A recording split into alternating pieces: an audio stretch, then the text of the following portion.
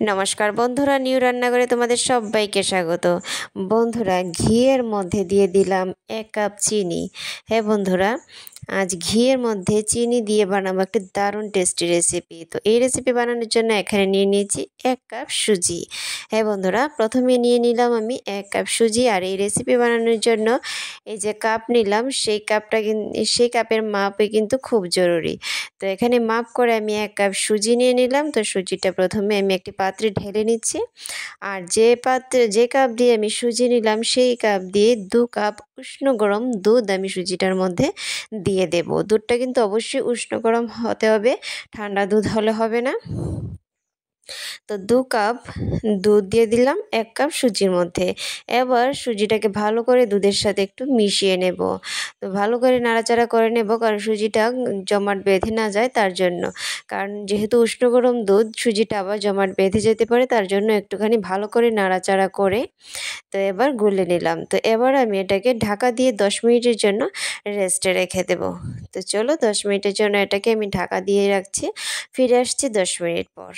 তো চলো বন্ধুরা, 10 মিনিট হয়ে গেছে। তো এবার দেখি কি হয়েছে।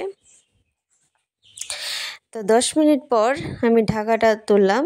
তো দেখো বন্ধুরা, সুজিটা অনেকটা ফুলে গেছে।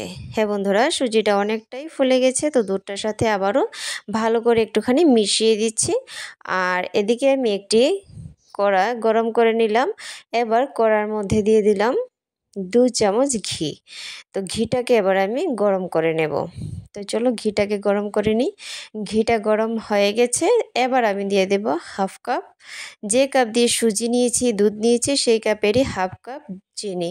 তো তোমরা চাইলে 1 কাপ দিতে পারো, আমি এখানে 1/2 কাপ দিয়েছি, কারণ আমার মিষ্টিটা একটু কম দিয়েছি। তো মিষ্টিটা কিন্তু যার যার স্বাদ অনুযায়ী। তো এবার চিনিটাকে এভাবে ভালো করে নাড়াচাড়া করে গুলে নেব। চিনিটাকে ভালো করে নাড়তে হবে, না হলে এটা গুটি গুটি বেঁধে কড়ার গায়ে লেগে যেতে পারে। তো তার জন্য এভাবে নাড়াচাড়া রাখতে হবে যতক্ষণ না চিনিটা গুলে যায়। তো চলো নাড়াচাড়া করে চিনিটাকে গুলে নিই। আর এই রেসিপিটা কিন্তু বন্ধুরা খুব সহজে, খুব অল্প সময়ের মধ্যে অল্প উপকরণ দিয়ে বানানো যায়। বাড়িতে যদি হঠাৎ কোনো গেস্ট আসে, বা হঠাৎ করে যদি কোনো টিফিন বা মিষ্টি রেসিপি তৈরি করতে হয়, এই রেসিপিটা বানাতে পারো। মাত্র 10 মিনিট সময় দিলেই হবে বন্ধুরা।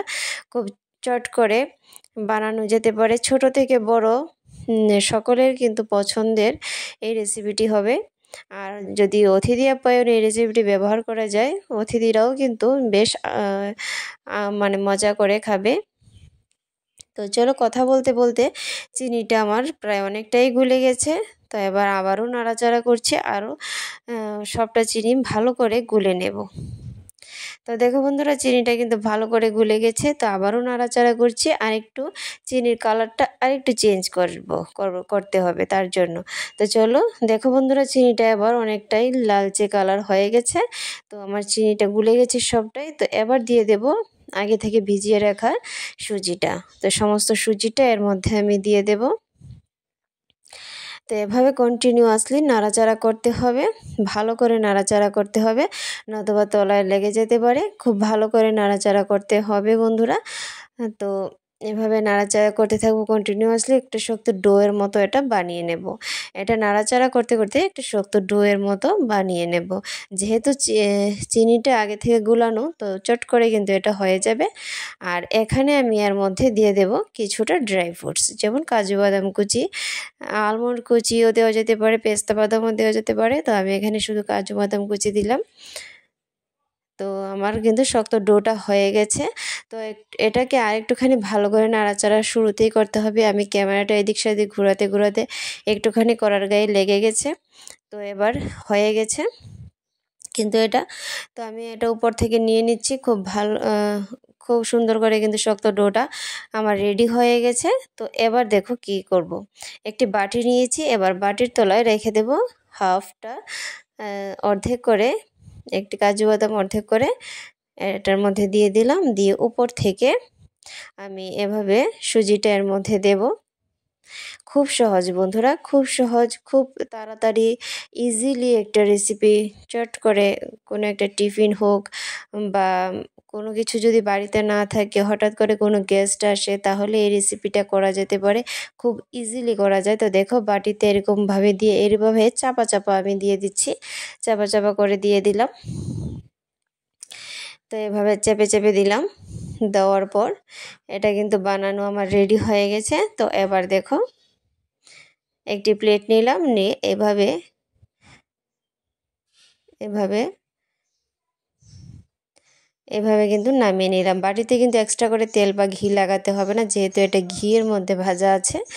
তো চট করে, আর যদি একটু একটু ফাটা থাকে তো সেটাকে হাত দিয়ে সুন্দর করে দিলেই হবে। আর এবার আবারও আরেকটি বানিয়ে নিচ্ছি।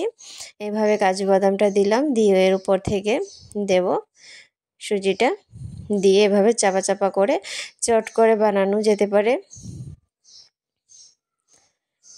তো সুজির ডোটা কিন্তু এইভাবে খাওয়া যায় না, কিন্তু এটাকে যদি বাটির মধ্যে দিয়ে একটা শেপ করা যায়, চট করে বানানো যায়, তাহলে এটা একটা মিষ্টি রেসিপি তৈরি হয়ে যায়, সুজির মিষ্টি বলতে পারো। তো সুজির মিষ্টি কিন্তু চট করে এরকম হয়ে যায়। আর কাজু বাদামটা দেওয়ার পর একটু সুন্দর লাগছে দেখতে। তো এভাবে বাটিটা দিয়ে এভাবে একটুখানি চাপা দিলেই কিন্তু চট করে পড়ে যাবে। আর দেখতেও কিন্তু দেখো বন্ধুরা কতটা সুন্দর লাগছে দেখতে, একজন গেস্টকে দিতেও কিন্তু খুব ভালো লাগবে, কারণ সেটা দেখতে কিন্তু অবশ্যই খুব ভালো লাগছে। আর এইভাবে যদি বাটি দিয়ে না বানাতে চাও, তাহলে আরেকটা পদ্ধতি আছে, এভাবে হাতের সাহায্যে দু হাতের তালু দিয়ে এভাবে গোল গোল শেপ করে, এইভাবে গোল করে শেপ করে, দেখো বন্ধুরা এইভাবে গোল করে নিলাম, নিয়ে একটুখানি চাপা দিয়ে দিলাম, দিয়ে এর উপর একটি কাজু বাদাম আমি বসিয়ে দেব। তাহলে এটা একটা দেখা যাবে সুজির লাড্ডু। তো সুজির লাড্ডু কিন্তু চট করে হয়ে যায়, হাতের সাহায্য করতে পারো, বাটির সাহায্য করতে পারো, দুরকমভাবেই দেখিয়ে দিলাম খুব চট করে অল্প সময়ের মধ্যে। দেখো বন্ধুরা সুজির লাড্ডু বলতে পারো, সুজির মিষ্টি বলতে পারো, খুব সহজেই কিন্তু এটা হয়ে গেছে, দেখতেও খুব ভালো লাগছে। আর খুব অল্প সময়ের মধ্যে দেখতেই পারলে খুব ইজিলি কিন্তু এই রেসিপিটা বানানো যায়। তো আমার আজকের রেসিপি যদি ভালো লেগে থাকে অবশ্যই লাইক কমেন্ট শেয়ার করো, আর আমার চ্যানেলটিকে সাবস্ক্রাইব করে আমার পাশে থাকো।